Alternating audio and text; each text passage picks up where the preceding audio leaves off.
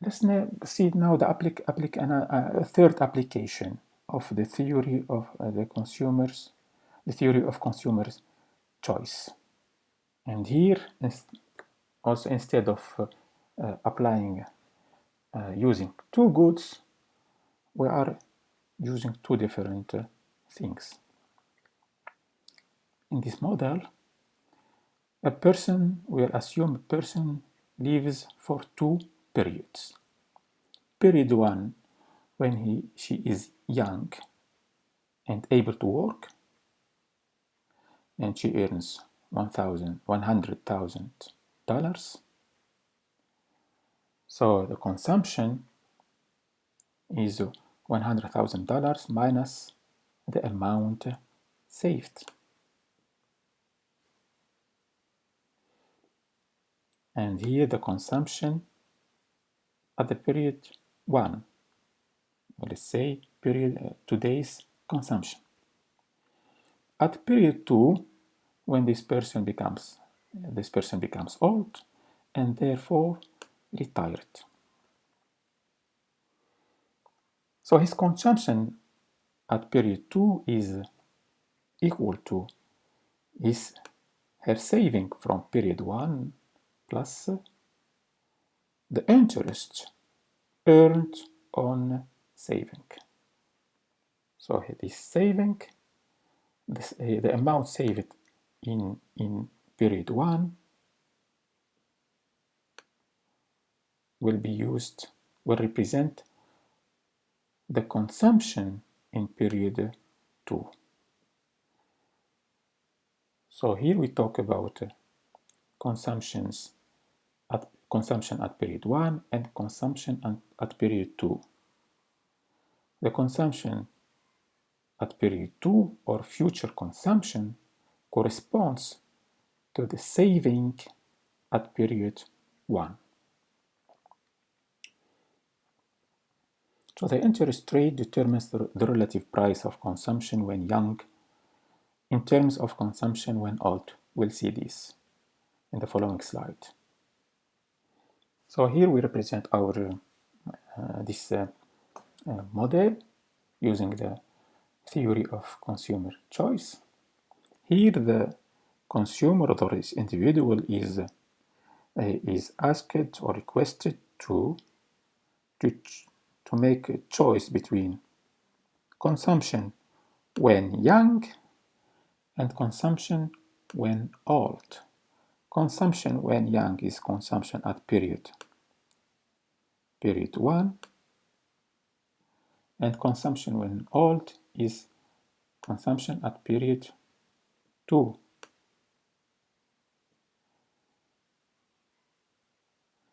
And the consumption at period 2 is actually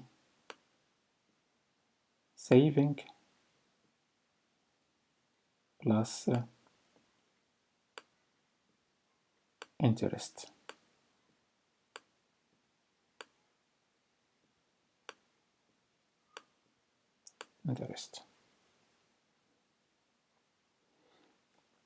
So this choice is the choice between the allocation between both types of consumption is here represented in this optimum,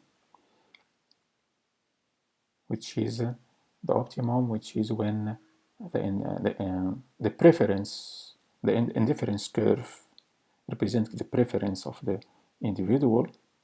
I2 is touching the budget constraint. Straight red line curve. So this is the budget constraint shown when shown is for 10% interest rate. So this situation, this optimum corresponds to 10% interest rate. This interest rate is of course applied on savings.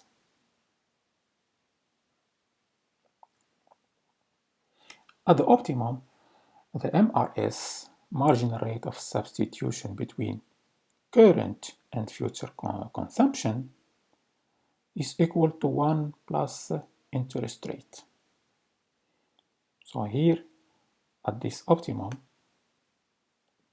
the MRS of the indifference curve is equal to 1 plus interest rate.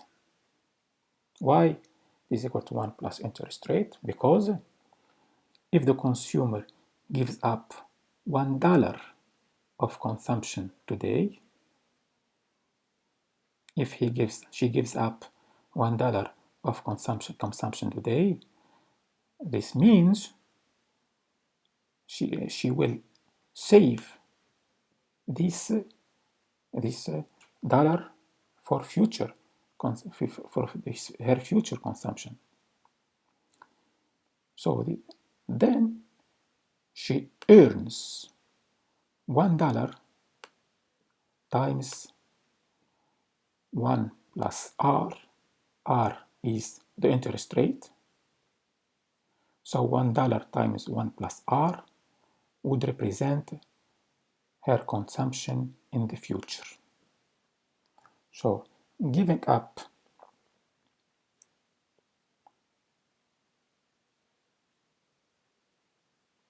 $1 of consumption today means increasing the consumption of the future by 1 times 1 plus R.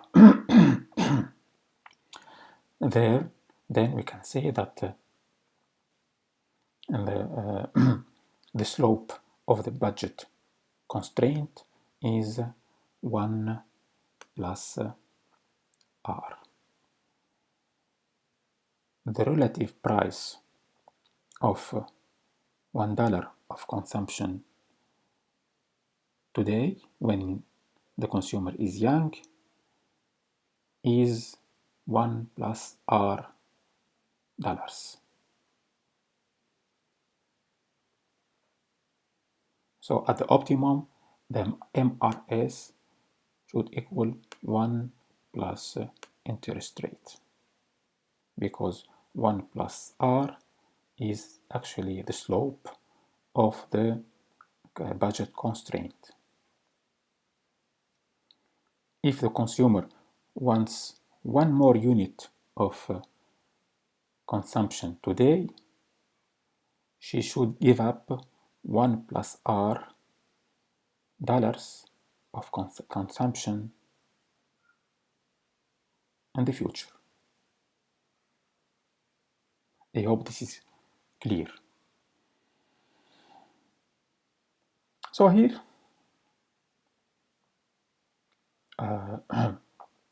we do the same thing. We compare we see two situations. The first situation, the first case, where the substitution effect is higher than the income effect. So the blue curves are the initial situation and the red curves are the final situation. Okay, we start here from A, at A, and here is situation. So here, what happens when the interest rate increases? So a higher interest rate rotates the budget constraint outward. Higher interest rates rotates the budget constraint upward. So we move from the blue optimum at A to the red optimum at B.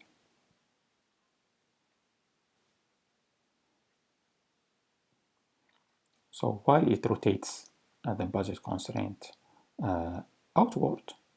Because now the interest rate is higher than before. It was, let's say, 10%. It was 10%. Now it is 20%. So 20% means that if today's consumption is 0, I would earn a higher amount of future consumption in the future than before the increase in the interest rate. So that is why the budget constraint rotates outward. So the resulting, what happens here, resulting in a lower consumption when young and thus higher saving. So here you see, compared to the initial situation, today's consumption has decreased. And if today's consumption has decreased, this means that today's savings have increased.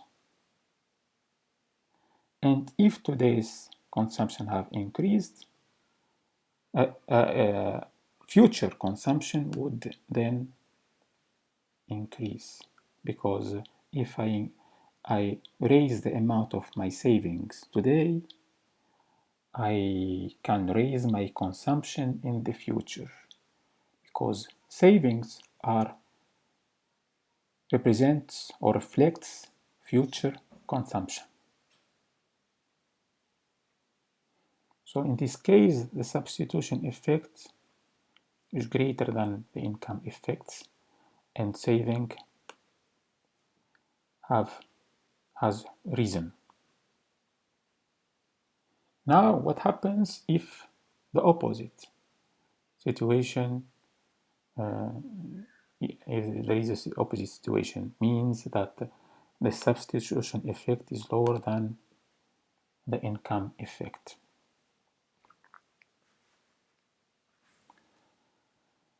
So here the same rotation of the curve of the budget constraint. Because of the higher interest rate, that rotates the budget constraint. But if we compare the initial say the optimum represented by A and the initial and the final optimum represented by B, because the income effect is stronger than the substitution effect, this increase in the interest rate has strangely and unexpectedly increased today's consumption when the consumer is young. And if there is an increase in the consumption of today, of period number 1, this means lower saving.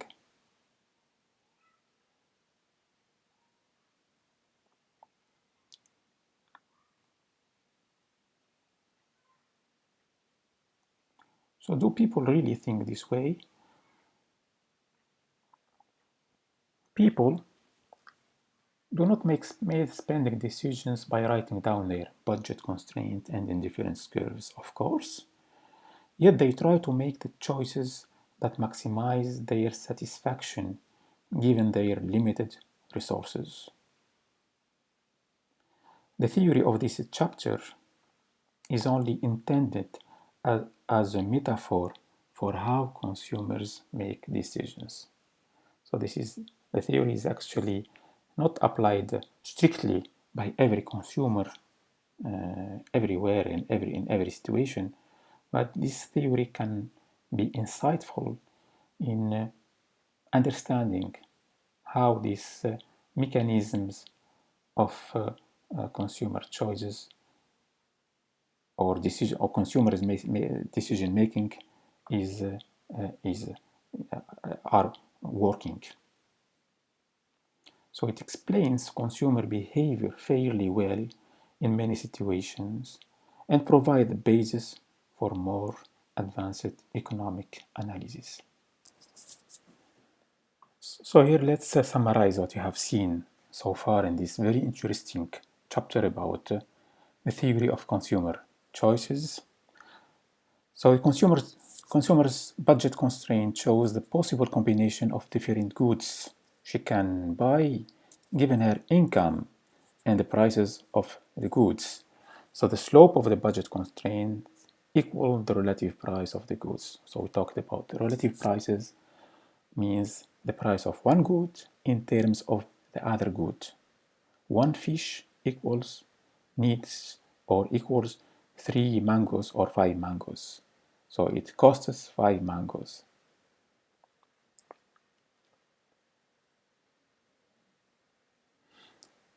An increase in income shifts the budget constraint outward in parallel shift. A change in the price of one of the goods pivots the budget constraint, means rotates. So when the income changes, the budget constraint shifts. The whole curve shifts, whether up, left or right. When one of the prices of one of the goods changes, there is rotation whether upward or downward. If the good becomes more expensive, the curve shifts, rotates inward, and if one of the prices, one of the goods prices becomes or decreases, the curve should rotate outward. A consumer's indifference curves represent her preferences, satisfactions, and well-being. An indifference curve shows all the bundles or baskets or combinations that give the consumer a certain level of happiness. The consumer prefers points on higher indifference curves to points on lower ones. Higher indifference curves means higher happiness. Lower indifference curves mean lower happiness and satisfaction. So always we look to the highest possible affordable indifference curve. Affordable means that can give us a combination or a bundle of goods that we can buy, that our income can buy. The slope of an indifference curve at any point is the marginal rate of substitution, MRS, the rate at which the consumer is willing to trade one good for the other. The consumer optimizations here. We talk about optimizations. Maximum. We are looking for the maximum that is possible, that is affordable. So the consumer optimizes by choosing the point on her budget constraint that lies on the highest indifference curve. At this point, the marginal rate of substitution, which is the slope of the indifference curve, should equal the price of the relative price of the two goods, which is the relative price is the slope of the budget constraint curve. So when they are tangent to each other, at that point, at this point of the optimum, the slope of the budget constraint is equal the slope of the indifference curve. The slope of the budget constraint is the relative price, and the slope of the indifference curve is the MRS. When the price of a good falls, the impact on the consumer's choices can be broken down into two effects: an income effect and a substitution effect.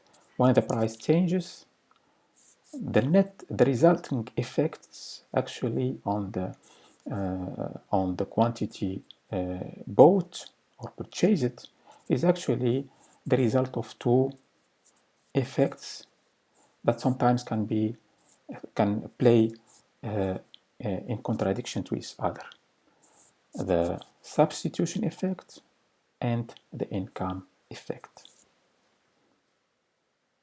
The income effect is the change in consumption that arises because a lower price makes the consumer better off. It is represented by a movement from a lower indifference curve to a higher one. So a lower price makes consumer better off. He can buy more of this good which became cheaper. And why I buy more of this goods? Because I'm happier if I buy more. That is why it allows me to go to a higher indifference curve. The substitution effect is the change that arises because the price change encourages greater consumption of the good that has become relatively cheaper. So if this change in the prices makes one good cheaper than the other, there would be a substitution. I buy more of the good that is now cheaper, relatively cheaper, and less of the good that is now relatively expensive. And this is represented by a movement along an indifference curve. So the income effect is actually represented by a movement from one indifference curve to another one higher. This is the income effect. And the substitution effect is actually represented by a movement along an indifference curve.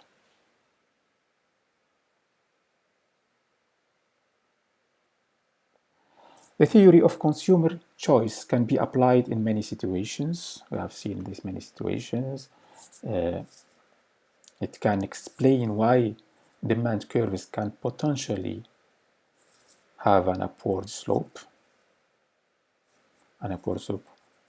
Normally, demand curves abide to the law of demand, so they usually have a downward slope, negative slope means, but for certain types of goods, like the given goods, this theory explains, the theory of consumer choice explains why for such goods the demand curve is indeed upward sloping curve. This theory also explains why higher wages could either increase or decrease labor supply. So this theory explains why when, of course, we know that if the wage of 1 hour of labor increases, the incentives to work more hours become greater. So the consumer or the individual is expected to supply more hours of work, which makes the supply curve an upward sloping curve, which this curve, if this is true, we can say that this supply curve represents actually the law of supply. But this theory also explains that in certain cases, when the 1 hour of labor, the wage of 1 hour of labor increases, suddenly or surprisingly, the labor supply actually decreases. We have less incentives to work, even though the wage of 1 hour is now larger than before. So the theory of consumer explains why there is a decrease in labor supply with the higher wages. And the theory explains also why higher interest rates could either increase or decrease savings. It is understood that higher interest rates should increase savings for future consumption, but sometimes the opposite happens. The surprise happens. An increase in savings in the interest rate makes the individual consume more now and less in the future, so saves less now.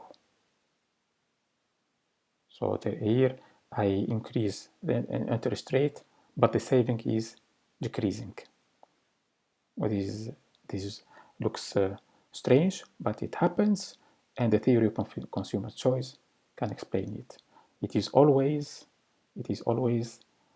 the net effect of the both substitution effect and income effects that decide to which direction whether the variable saving or the variable labor supply would go. So I have finished this presentation, this video presentation of this chapter. I hope I was very clear and you could understand my explanation.